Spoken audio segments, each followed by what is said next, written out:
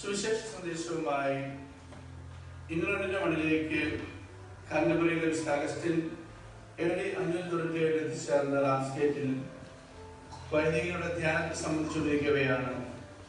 ഗേബറ്റിന്റെ ഉദാഹരണ നിലയിൽ ഈ ആദ്യ ഇടയിലേക്ക് നൽകുന്നത്. വിൻസെൻഷ്യൽ വൈദികരുടെ മേൽനോട്ടത്തിലുള്ള ഈ പ്രാർത്ഥനാ ഭവനം മുമ്പ് വിശുദ്ധ അഗസ്റ്റിന്റെ നാമത്തിലുള്ള വെഡിറ്റൈൻ സന്യാസാശ്രമമായിരുന്നു. ധ്യാനത്തിൽ പങ്കെടുത്ത വൈദികരോടും വിവിധ ശുശ്രൂഷകൾക്ക് ഞങ്ങളെ സഹായിച്ച സന്യാസിനികളോടും